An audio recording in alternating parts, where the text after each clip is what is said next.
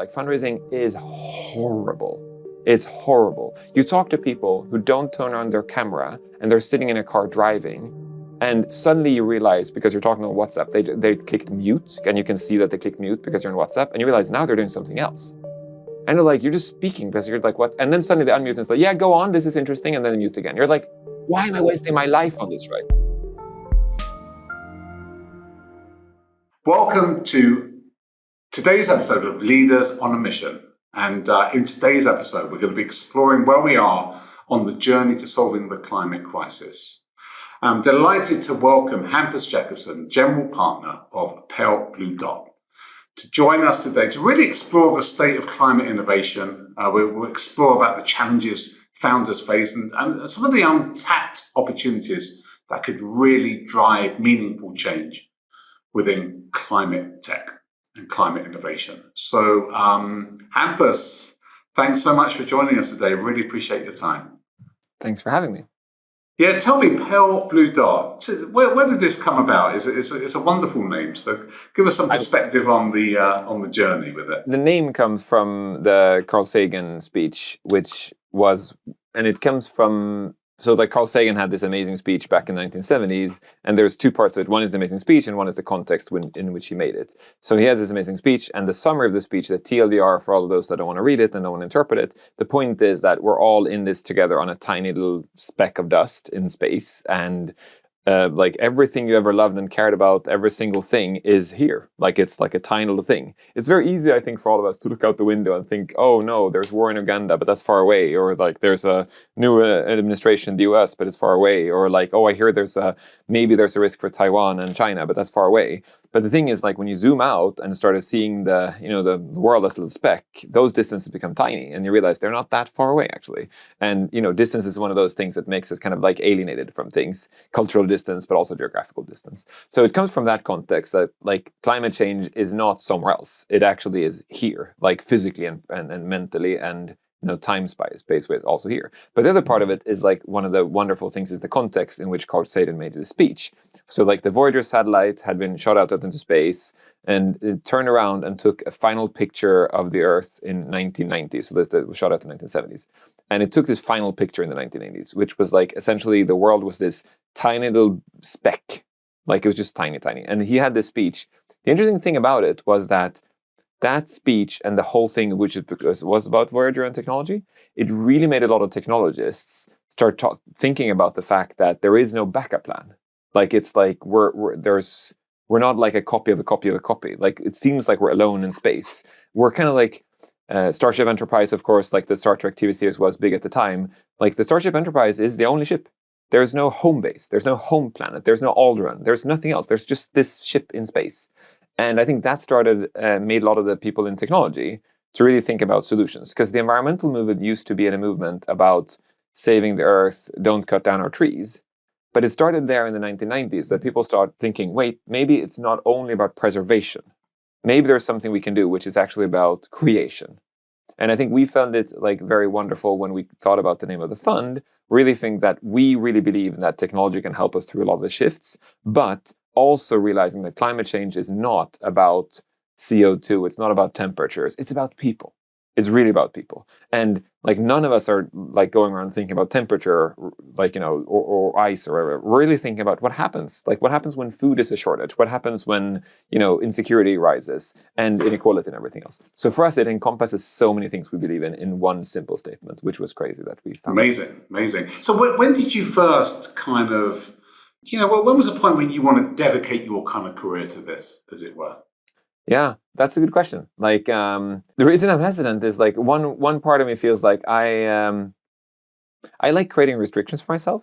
And I think that I was very, very sure that I would not dedicate myself to anything and wanted to be a free-floating agent forever. That was my plan. So like I had came from the fact that I started a startup and built that over 10 years, and it was an amazing journey. I learned a lot, burned myself a lot. It was really interesting. And then, got acquired, learned a lot from that, worked with like the big company, like it was amazing. Started a new company, learned a lot, like went through the journey again. I was like, it's amazing to be able to have a lot of like opportunity liquidity is what I would call it. And I think that when you're running a startup, you have zero opportunity liquidity. Like you just can't change jobs, because if you change job, this startup is toast because you're the founder and the CEO of it. So I really started enjoying the fact that I actually could angel invest, or just meet amazing people. Or if somebody like said, "Oh, do you want to go to this amazing conference?" I didn't have to think how this conference had anything to do with work. I could just be like, "I just want to go there. Like that sounds like a great idea." And I really, really cherished and loved that. And then I joined this fund, another fund called Blue as a venture partner, and I was able to choose my hours and everything. And I was not a general partner. I was not like essentially married to the firm. And the thing is, like, you get this amazing, and sorry for maybe not suitable for work, but you get like friends with benefits. Like you're not married. This is a person you're meeting whenever you're meeting them. Like it's amazing. But you get all the positive sides. Like you get all the romance and everything you want. And I just lived in this state of bliss, and it was perfect for 2.5 years. But then this thing started happening where I was like, I felt two things. One, I felt that climate change, this is 2017 to 2019. So I started feeling that climate change was starting to become an extraordinary intellectual distraction for me. Like I started feeling that when I was going to read about this cancer cure startup, or about this quantum computing thing, or about this fusion thing, or whatever, and every single intellectual fiber of my brain was like super, super keen, there was a part of me that just like, when you're passing that ambulance on the highway and you're just rubber ducking and you're just watching this horrible like thing happening, you just feel like you shouldn't watch. Like, why would you bother that there was an accident? But like part of you just has such a hard time not looking. And I think that I started feeling that in 2018, whereas like I started reading about climate change and I was like, okay, like I know I should like ethically shouldn't ignore, but like this today, right, this hour, I should actually ignore it. I can donate money, I can like blah, blah, blah, but like I don't have time to actually read like hours and hours and hours about climate change. And then it started becoming a real problem in the beginning of 2019 for me. I started like feeling that I would just, when I met this amazing cancer cure startup, and it was like they did everything, and they like maybe they can cure cancer, I just felt that it was kind of like eating food without salt. I was just like, it's the food, but it's just dull. And I actually thought for a moment that maybe I'm sick, maybe I'm depression, maybe I have low testosterone levels. I was just like, maybe something's really broken me. Maybe I should have more D vitamin. Like something's wrong. And I started realizing that when I met a climate change startup, or when I read a climate change story, I was all juiced up in energy again. So then I was like, what should I do? And then at this firm I was at, I suggested like maybe we take a deep dive into climate. And I started doing that, and it was amazing. I had a lot of energy from it. So that was one thing. The other thing I felt was that I started feeling a bit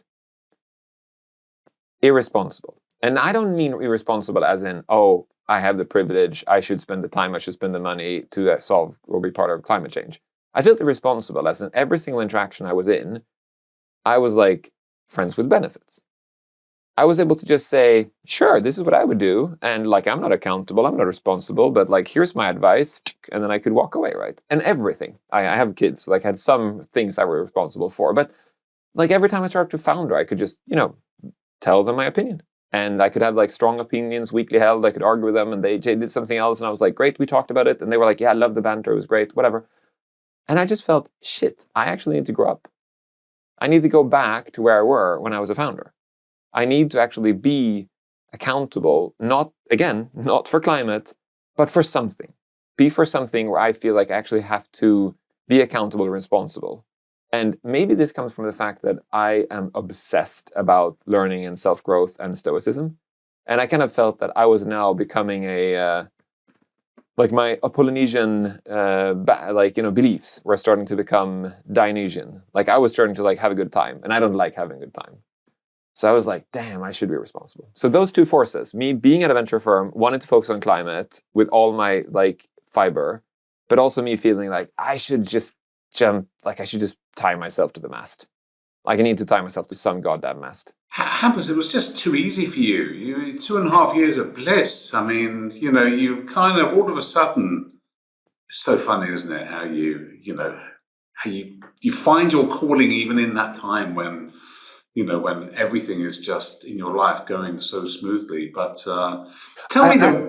I have this core belief. I was going to say one thing. I have this core belief that I don't think people should do anything unless they can't stop themselves. So I really believe like whenever somebody tells me, I'm thinking about doing this, I'm thinking about doing that, I usually always try to tell them, like, try not doing it. And if you can't stop yourself, then you got to do it. It's kind of like, you see, like, let's say you love clothes online or whatever, I'm just going to make, or like a gadget. You find the gadget, you think it's great. The best trick ever is you put it in your basket, you try buying it, and then you just close the tab and leave. And you know that you're going to be remarketed the hell out of this thing, and the company's going to email you back and say, like, you put it in your basket, you want it. But the thing is, when you see it the day after and say, like, I was going to buy a sweater for like $99. No, seriously, this looks ugly. That's great. But in the moment, you might feel like you want it. So I think that's great. If somebody says, do you want to join this amazing festival? My default is always like, no, I'm not going. But the thing is, if I ping the person the day after, it's like, I've changed my mind. That means I should go. But the default should always be no. Otherwise, like, you end up just stretching yourself thin and doing stupid shit.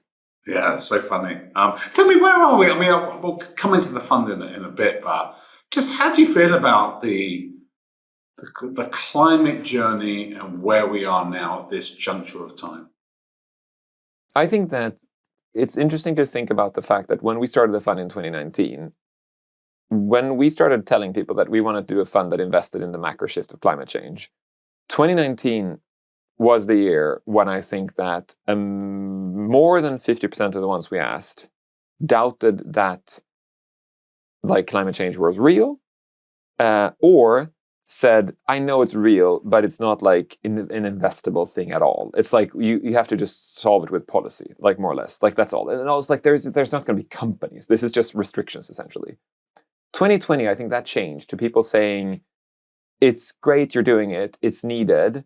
It's probably going to be, a bit of concessionary capital. It's not going to be the same returns. It's not going to be real companies built, but it's like there are going to be some interesting things happening. So let's see if we can find something from our impact pocket to do it.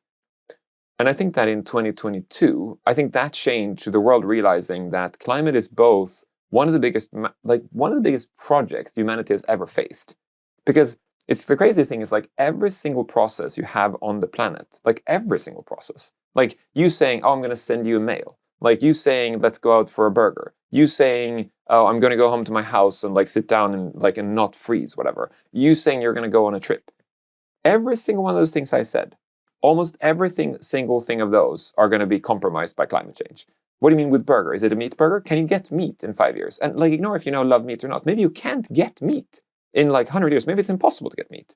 When you said, even if you said, is local grown, how long is the supply chain? Can you trust where it comes from? Is the water clean? Can you drink it? So, like, all of those things. You going home to sit in your apartment or a house, how is it heated? Or with oil? Can you buy oil? I don't mean from policy now. I mean, like, technically, can you even buy it? Can you transport it? Do you trust the world to be stable enough to actually get? I mean, look at Germany, who, like, 10 years ago, they was like, yeah, we just, use gas. Well, could they? That had nothing to do with climate change. It was the fact that Russia invaded Ukraine. It was a long supply chain where they trusted a party they shouldn't be trusting. So I think one of the interesting things about climate change is essentially shows the fragilities. It's, as Leonard Cohen says, it shows you the cracks where the light shines in. Like, it shows these parts where, like, we made this very, very fragile system to optimize for something else. Like, we said, oh, we want to optimize for whatever, profit or comfort or something. And then suddenly we realize, oh my God, what if I never can buy that again? What if I never can go there again? And I think that suddenly means that you have to rethink how we do things. So for me, I think that started shifting, a couple of years ago.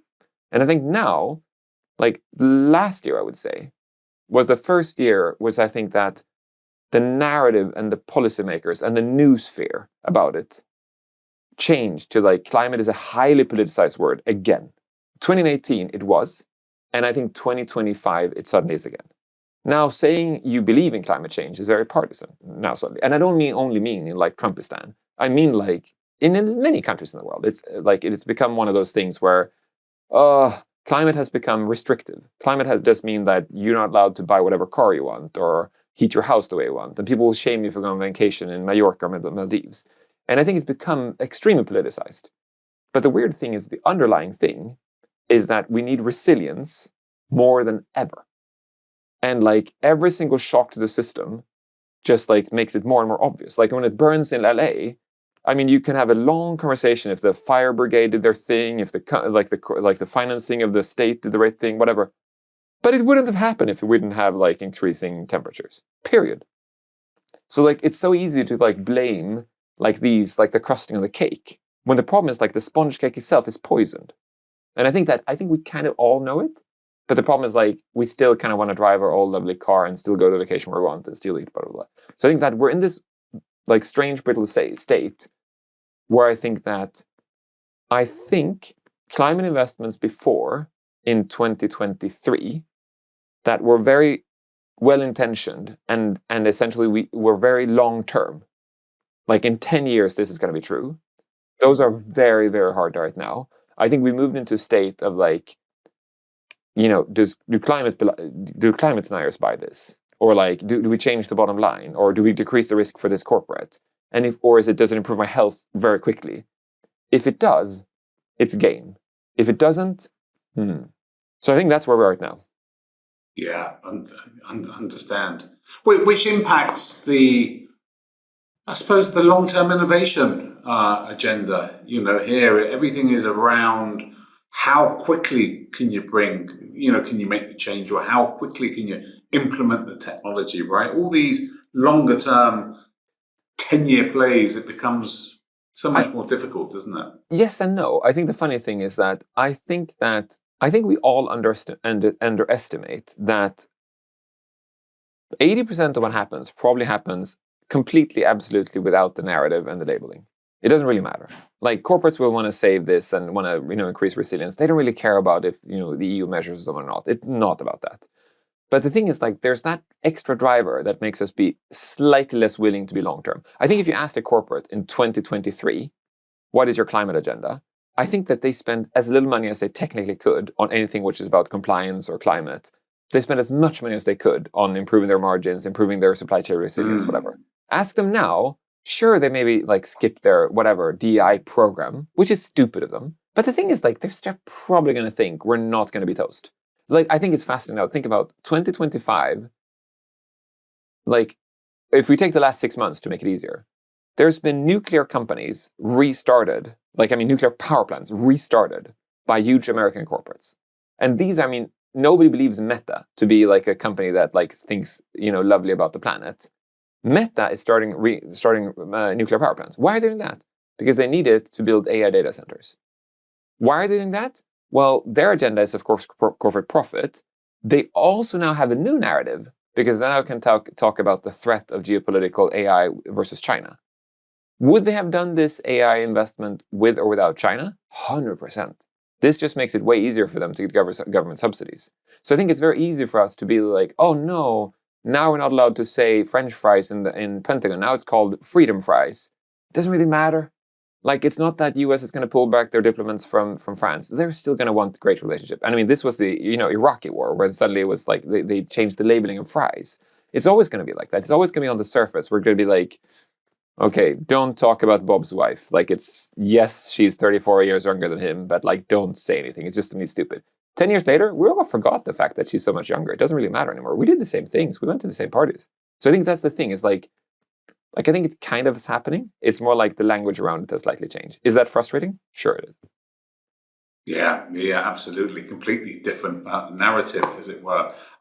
So tell us a little bit about, just having a look through, I think over the last 6 years or so, you've raised a couple of funds and I think deployed somewhere in the region of about 27 kind of investments or something along those lines. You've been really busy. So tell us a little bit about, I suppose, the journey with this and, the areas that you're really focusing on. So essentially, Playbook won $100 million fund.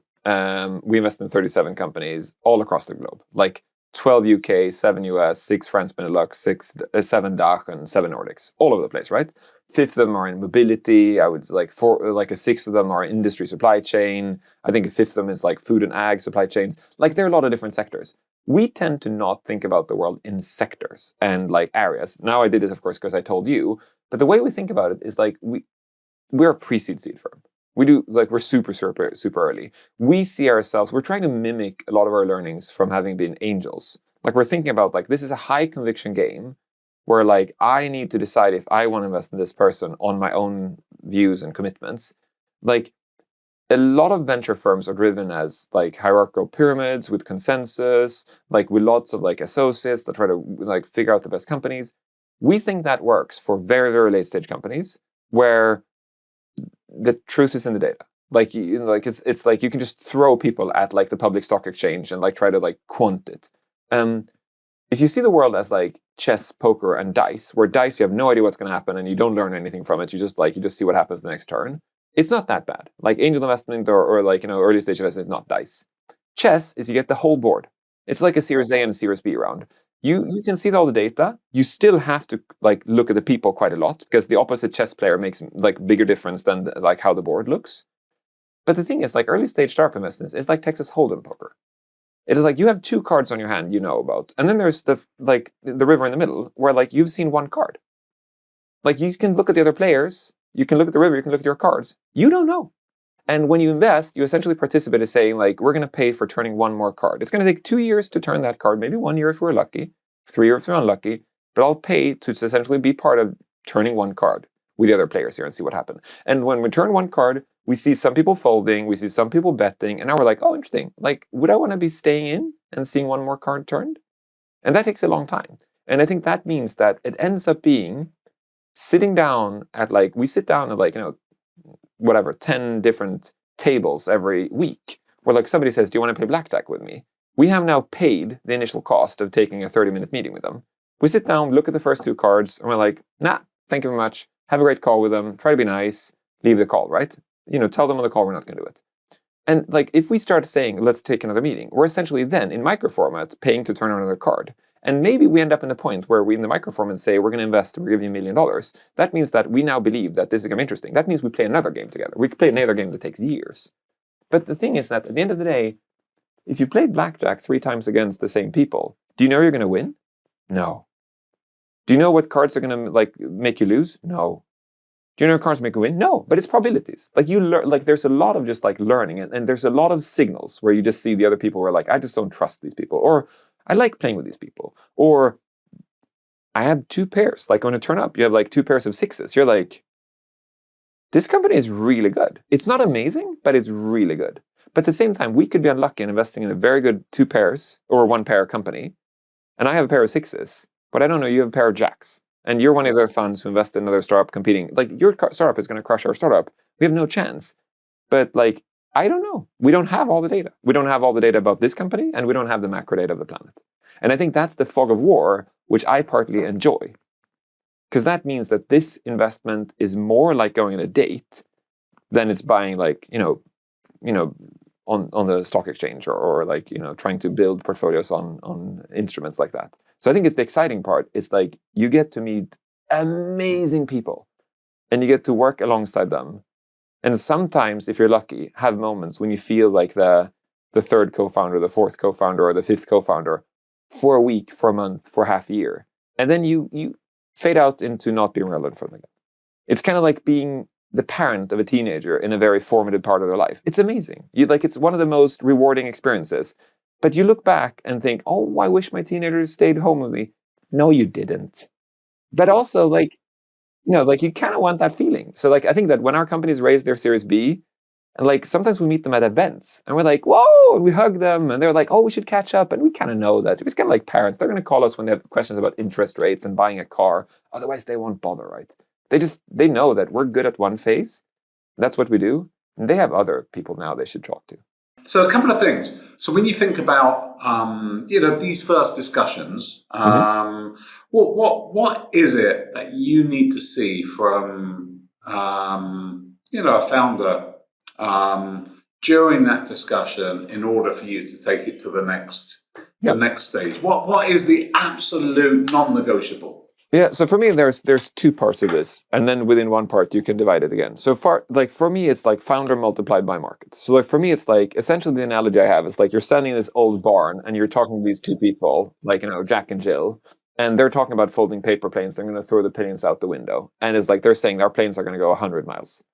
So it's like we're talking a bit about the weather, the market. We don't know about the market, but I can see it's a gale. I can see that it's a snowstorm. I can be like, oh, I don't want to throw paper. Like if you say like you're going to build a new food brand that is going to make these ultra vegan burgers made of like, I don't know, lab grown meat. It's going to require $400 million to build the first burger. I just look at that and be like, that looks like a shitstorm I don't want to be part of, right? Like, it's like, and I hope you might be great at it, but I don't want to be in that storm. And you look at other markets where they're telling you about it, and you're like, that looks like the perfect weather conditions. But we both know that we're guessing. So like, I try to not spend too much time talking about the weather. I want to talk about the weather because I want to hear how they talk about weather. So they might say, I love this weather. And I look out, it's like, oh, like it's really overcast and really boring. But they said, this is a land of opportunity. And I'm like, oh, I love your way of thinking about this. I like it. Like, this is good. But the thing I want to spend my time on is I want to talk to Jack and Jill about folding paper planes. Like, and I think there are three things I really think about a lot. And it's like, I want to know if they actually are looking for like really big ambitions. And I think the very simple fact of that is that it's required for us to be a venture fund, them to go out, for something really big. And you can see that in proxies of what they did before. Like, have they traveled abroad? Have they studied abroad? Have they worked at interesting companies before? Do they think differently about the world? Have they ever mastered a sport? Like, have they ever, like, one of our startups is like, she used to be the captain of Manchester City's soccer team. Like, you just like, oh my God, like you seek excellence, and maybe in a completely different domain, but like you want excellence, you want to go there. You're not complacent, you're not satisfied. That's one part. And I think another part is craft. It is the fact that you will need to build product. You need to find great people. You'll need to stop and think and actually find the details about this. Like, you actually need to sit there and be like, I don't think this is what great looks like. Like, we need a better designer. Or like, our salespeople come back with a lot of leads, but we don't convert them to customers. What's going on? So you need to like be that hawk that like goes down and be like, I want to understand. I want a better salesperson, better designer, better blah, blah, blah. And there are a lot of people who don't want to do that. They're visionaries. They're just like, I'll like raise the money and give it to you. Like, I don't think that works. You need to be able to go down and like, I'm not satisfied with this. And then I think the third part is actually, you need to be extremely quick and agile and dynamic. So like iteration speed. And like what I find is like, you meet these extremely visionary people who've decided that we're all going to change vehicle types to these two-wheelers. And like, you listen to them like, I get the vision. I love it. I don't agree with you, but like, I love it. You have a good vision. And then they're down to the details and just show you the engine, they show you everything, and it's super, super smart. And then you say, what do you think about like now with like Paris being diesel free? Is that and they're just like, no, this is Australia. And we're like, oh, okay. Why Australia? Like, listen, like I did this market map 10 years, and it's like, you have no dynamism. Like, you can't change your mind. And I think that means you're dead. Because the problem is like, essentially, Jack and Jill now folds a paper plane. They throw out the first version, and it's obvious it doesn't work. If Jack and Jill now folds the same paper plane, they're dumb. So like, stupidity is not doing something wrong. It's doing the wrong multiple times and the same thing. I think that what I find interesting is like, some markets require more of one of these and some don't. Like, if you do a market, which is like, if you do like industry supply chain or something like that, it's like a nitty-gritty crafts and iteration world. You don't need high-speed iteration, but you need to live in the customer and grit. If you're working with like, hardware, big, complex, governmental, like build big, like whatever, airplanes, whatever, you need to be a visionary. Like, the details, sure, you're going to hire a lot of people that can build airplanes, but you need to go in and tell people, like, how are you going to transport people in 50 years? And people are like, what? They need to wake up, right? And I think in some problems, like if you do like marketplaces for something where like, lots of takers and everything, you need to be the third person more. You need to have all of these three, but it's like, there's a founder product market fit that is very clear. So typically what happens is when I sit there and talk or stand there on Zoom or whatever and talk to Jack and Jill, I want to talk about them. I want proxies for these things. And I want to talk about the weather a bit as a proxy of them. And what sometimes people do completely wrong and what's non-negotiable is if I feel that I'm watching theater. Like, I just like, tell me who you are. And they're just like, after 3 years at Stripe, I really figured out I want to be in climate. I was like, how did you figure that out? I think, and you just see, you're just lying. Like, you prepare the script because it sounds so goddamn good. You're never going to be vulnerable with you. You're never going to tell me something I don't know, and it's horrible. And some of the best calls I've ever had is we start the call, and some of us ends up saying, what is that? And the other person's like, oh, I got that on Kickstarter. It's like a really stupid thing. We end up having a 35-minute conversation about Kickstarter and realizing we have 5 minutes left for this call. We start talking about the company. Both of us cancel the next call in panic mode, and we kind of carve another 30 minutes. And none of us regret we talked about, like, we kind of regret we talked about Kickstarter, but that was the best. Like, when I'm going to come on in the evening and do my like evening notes, thinking about the day, I'm going to like, what was one of the best 3 things happening? I'll be like, the Kickstarter conversation with Madeline. Like, she really made me realize that in Korea, there's this consumer drive of buying products, which doesn't exist in Europe and US. So Kickstarter has become a proxy of actually finding products we love. That doesn't exist in Europe the same way it does in APAC. And I was like, that was a great conversation. Had that anything to do with what she did? No, not at all. She does nuclear power plants. Like, like, that's like the best. I mean, you can see her being like a super intelligent person who can break down a problem, make it interesting for me.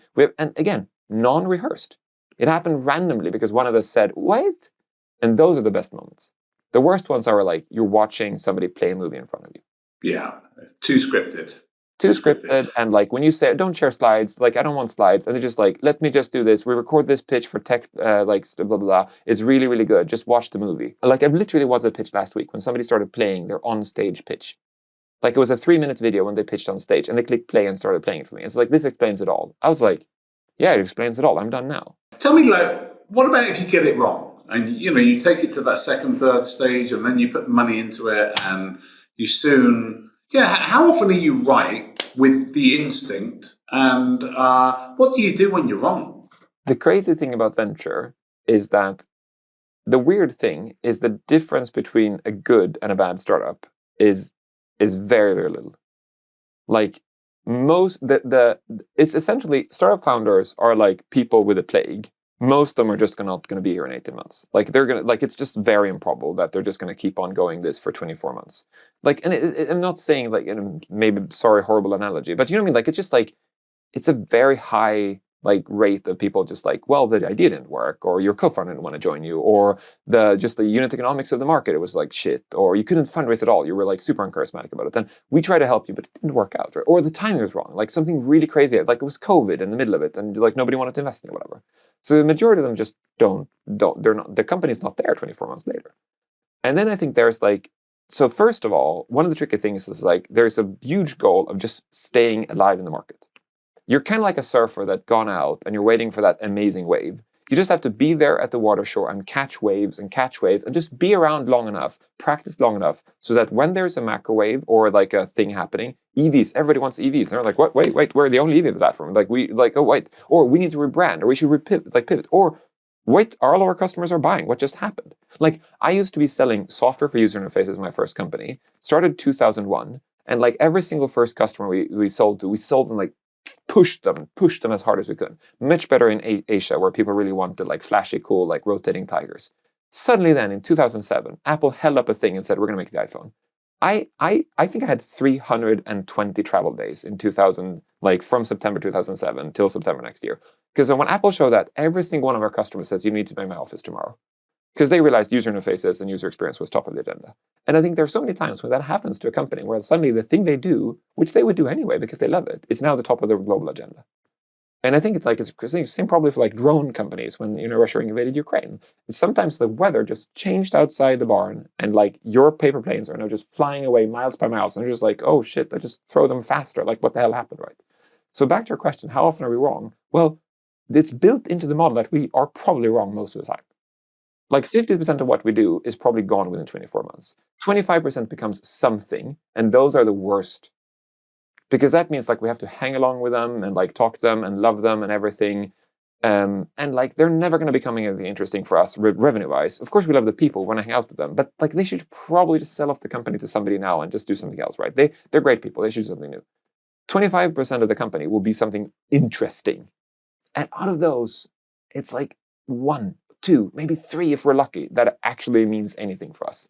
So the tricky thing is like out of a portfolio of 35 companies, we're looking at 1, 2, 3 that actually moves the meter. We're looking at 10 that returns any capital at all. And the rest of them, they should have folded earlier, right? Pathetic is we don't know if they should have folded earlier because there might have been this massive wave in the water that suddenly they were just like, whoa, I'll get up on the board. The thing which is true though, is that great operators, it's very hard for a great operator to change a bad market. But the thing is that a good operator in a great market can go along. But a great operator in a great market, that's when you get these crazy things happening. Because when the company starts scaling for real, you have this extraordinary Red Queen effect, like out of Alice in Wonderland. Like when Alice is running and then the Red Queen is running with her. The thing is like when everybody's running faster than you're essentially moving backwards. So the thing is that happens sometimes to people when you start a startup. You start a startup, you're the best person in the room, you start building it. And then like as the company scales, you're just constantly insufficient. Like you're no longer the CEO and founder of this company. You're just like a salesperson. And this becomes a huge ego problem because you want to be the person, like, the captain of the ship, want to shout the orders. And sometimes companies die, the fact that they're not able to hand over and the founder is saying, oh, I should be an executive chair, or I should run sales, whatever. I should just like hire good people. And I think there's a whole this conversation about founder mode and manager mode or whatever. But there's a thing, I think as a founder, is like you have to keep growing faster than the company to stay relevant. And you have to realize that if you're a 4-founder startup, not all 4 will. Like in my first company, we were 6 people. After 4 years, 3 of the founders worked as like regular but amazing employees in the company. They were like the best geniuses at their roles. Did they want to get the management updates? Did they want to fly to Korea? Did they want to fly to Cupertino? No, they didn't. And they shouldn't. They didn't enjoy it. And like, I think that they were just as amazing. They were just not amazing at the weird shit of standing on top of the wave. So I think it's so different skill set. And I think that's one of the hard parts when we're right. We can be like, we're right, but the problem is like the founders don't scale with the problem. And now we have a new problem. Now we have to ask the founders, do you want to move to another role, by the way? Because this company is way bigger than you.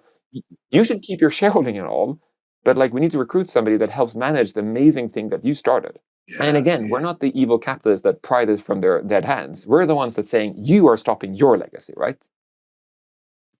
Yeah, absolutely. No, it's fascinating. It really is that journey. I would imagine most founders as well. It's babies. They're very passionate, and it can be a bit of an emotional roller coaster as well, right? So I think it's a huge emotional roller coaster. I think that my wife like got really frustrated. Like I think it was 10 years ago when a founder pinged me on Saturday morning and asked me, "Can you talk today?"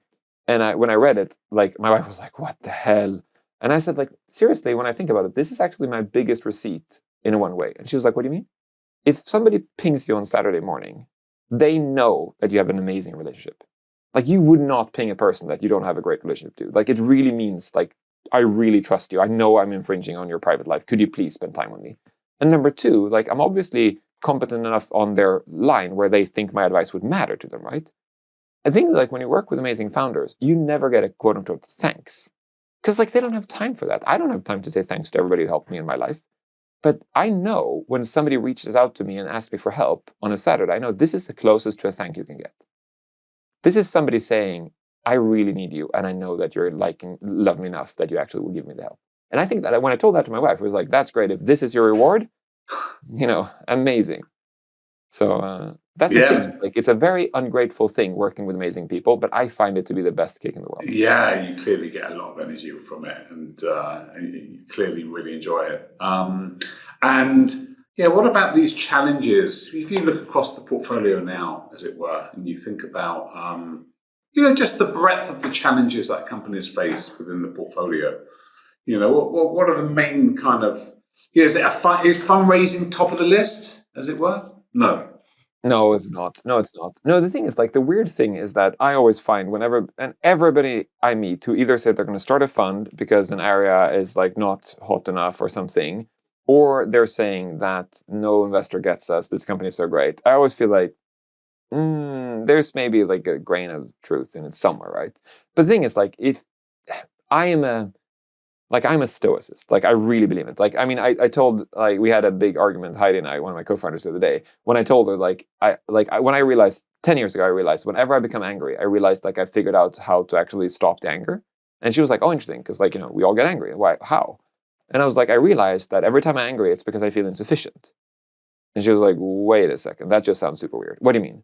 It's not like everything's not your fault. And I feel like, no, but everything is my fault. Like, I mean, if I get angry at it, it's my fault. Like, I could have treated different, handled different. I didn't have to be there. I didn't have to listen. Like, I exposed myself to this thing, and obviously it or I didn't prepare enough. Whenever I meet a person who says like, our VP sales is shit, he's bad at this, she's bad at it, blah, blah. I'm like, wait, before you continue ranting, you hired them, right?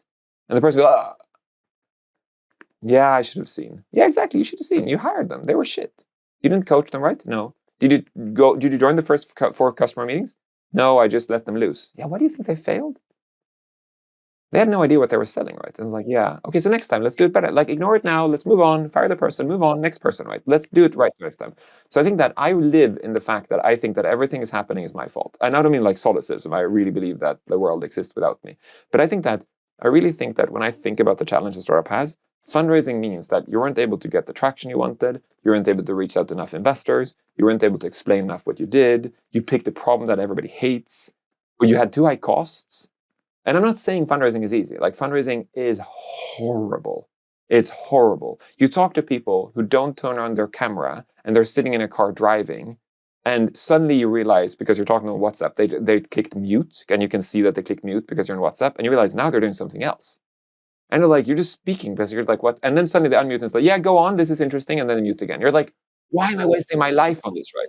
Oh my God, it happens. And what also happens is like, you're two founders, a female and a male founder, and then somebody starts like, and the two VCs listening, they only listen to the guy. She's trying to say something, just like, yeah, absolutely. And they go back to the dude, and the girl is like, yeah, I founded this, I'm the CEO, I'm the CTO, this guy is my first hire. And there's like, oh, and they listen to her 10 seconds and they listen to him again. Like there's so many of these things that are so incredibly bad. Like if you see it, like this is a completely dysfunctional industry.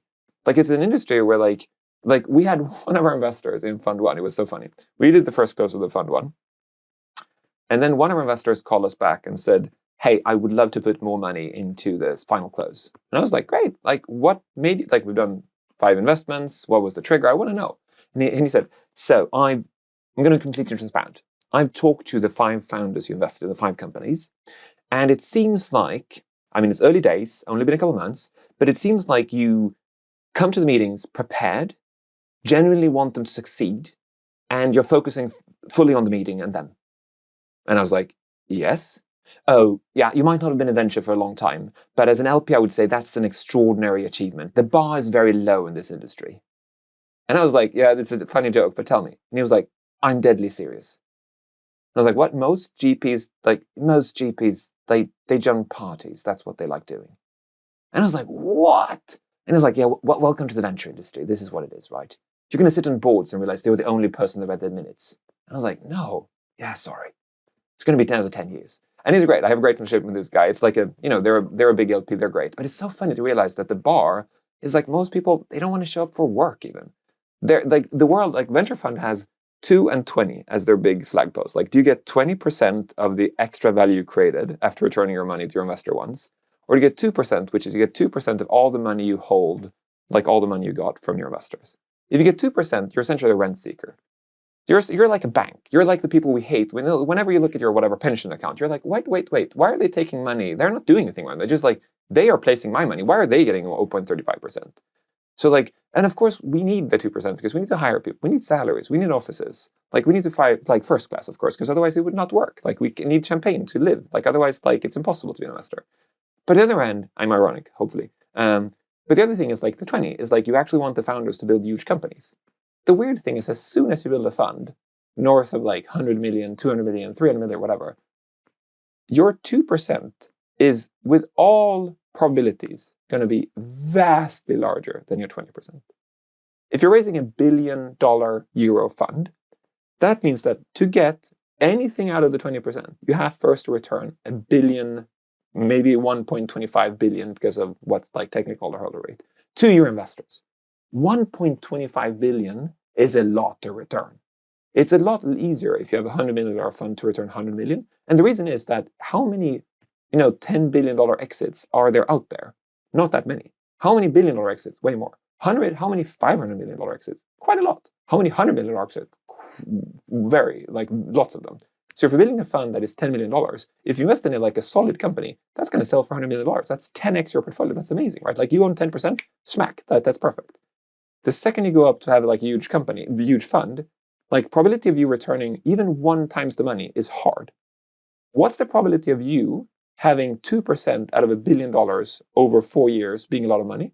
Well, that's guaranteed. So the thing is that you get a lot of people that is in this industry because you just get the money paid. Why would you work? And then there are people that sweat their asses off because they really believe in something. And the thing is, what I find lovely and wonderful with investors is like some investors are just like founders. Some of them are just as obsessed as founders of like, I don't know, telecommunication stacks or defense tech or climate or water or whatever. And they just know everything about it. They love it. They breathe it. They just like, they think about it all the time. Do they think about it because they think they're going to print money on it? Yes, partly. But the thing is, back to the thing, they can't stop themselves. If you took this person now and said, oh, go to Bahamas, sit here, here's a good drink. 2 minutes later, they were like, I need a blog post. I need to read, like, I need to listen to podcasts about something. I need to get in. I need to know more about AI. And I think that, like, we need that drive and fervor to actually solve problems. And I think that the people who just say, I'll lean back, I'll build a hierarchy of people, they'll find the stuff, they'll come to the ivory tower, my private chef will serve me the stuff, I'll look at the things and I will say, I like the look of his face, let's invest. That's just like, we're like, just stop being a royalty. Just being like, get down in the trenches. Absolutely. So, final question, right? When you think about the future over the next few years, when it comes to investment into the climate challenges, as it were, where are we on that landscape, as it were? In terms of, is it something where, I suppose I just want to get a sense on the aptitude towards kind of investment into this space now, and the kind of money coming into this space over the next few years. What does that look like for you? I don't think it's going to change. I think one thing that's changed heavily is I think that we used to live in like what I would call like the sunny neighborhood. We used in a place like, I don't mean like, I mean metaphorically now, but like 10 years ago, 5 years ago, whatever, like companies, corporates, startups, founders, investors, governments, policymakers, we kind of didn't lock our houses. Like, we were happy to walk around in the neighborhood in the evening in like middle of the night. And like, if somebody says I'm traveling really far, like you can probably get a toothbrush when you come there. Like we trusted the world in a much better sense. I think that after the Russian invasion of Ukraine, after Gaza, Israel, and after Trump, the thing is like, we don't even know what's going to happen tomorrow. Like, I don't mean like only war, but I mean like war, supply chains, politics. I think that like Kyla Skandon, who writes really awesome blog posts and stuff, I think she wrote this amazing blog post of Fafenomics. The fact that like right now, one of the interesting things with the Trump era we're in is that we're in the fuck around and find out economics. The fact that like when Trump says, I'm going to add this tariff, like we don't even know, does he believe it? Is this a trick? Is this a negotiation thing? Or does like we know and that's the tactic. But the headache is that when that becomes the tactic of everything, it suddenly means like we don't know anything. Like it's just like the Federal Reserve is like, in the US, it's like wasteland, right? It's like should we all be in crypto then? I have no idea, right? And then you say like, oh look, Greece went to shit. No. Greece 2025 is a super stable country. What the heck? Argentina throughout like everything. Are they doing well? Maybe short term, maybe long term? We don't know. Right now we're living in like the largest like experiments we've had. And the problem with that is that when you have that kind of experiment, it's very, very hard to want to think long term. Like who would invest mentally in like a 50-year-old relationship? Like who would invest in a 50-year-old project? Like you would just be like, I think I'm going to do something that works now. So I think that we're moving closer to the bazaar and further away from the cathedral. And I think that means that like, DeepSeek creates like a new open source engine. Facebook says they keep on the open source mill. OpenAI says we're also going to open source in 1 week. It's just like, whoa. AI used to be like, we hold a proprietary secret recipe. And now it's just like, no, it should all be open source. It's like, whoa. What happens with that? That means the value goes to the edges. Suddenly Apple is like, you don't have to have a license of this anymore. We have open source suddenly. Where do you want to be in the stack? Like, it's really hard to figure out where you want to start companies, where you want to invest in companies. But the cool thing is that when the world is very, very stable, innovation is very, very hard. Because in a very stable world, the largest players can hire the smartest people, can raise capital to the cheapest rates. They can plan 20 years ahead with the smartest people, and they can execute on that plan, and they just win. They can lose money on deals because they know after a time they will win because they will have all the moats. In an unstable world, then suddenly somebody can come from nowhere and just say, like, we're going to do this, and everybody will ignore them because, like, who would want to sleep on couches when you have Hilton hotels? And suddenly it's like, suddenly the place people want to live is not with trustworthy big logos. It's other people's beds. Yeah. It's like the Wild West, isn't it? It's Wild West. But I think Wild West can come with fears of inequality and racial prejudice and all these problems. Yes, it will, because when the sheriff is just a dude, you don't know who to trust anymore. But the benefit is, like, if you have high agency, you can just say, I'm going to craft my own future. Like, I'm actually going to start a company. I'm going to have $1 million turnover using ML and AI and whatever, and build a small company. And like, I'm just going to do it. And people are like, but you're a college student. Yeah, but nobody cares about degrees suddenly. Maybe. Do they? Hampus, listen, we could talk about this for hours, right? But just to say thanks so much for coming on the show today and just, I don't know, chatting through. You've shared some fabulous kind of insights in terms of, I don't know, your personal journey around kind of climate, but the whole kind of touching upon kind of investment, where we are on the journey right now, and that entrepreneurial journey. And you've given me certainly a number of things to think about that wasn't necessarily contemplating before. So listen, thanks so much for coming on today. Really enjoyed the show. Thanks a lot, Simon. I think part of doing podcasts is also an amazing endeavor because it allows people to just travel into the other people's minds. I think I love listening to just hearing other people talk about a topic. I was like, I never thought about this thing or those people or anything. So thanks for doing this. Yeah, no, awesome. No, it's an absolute pleasure. And to all the guests, all my listeners, thanks for coming on the show and tuning in to this week's very interesting chat. And we'll be sure to see you next time round.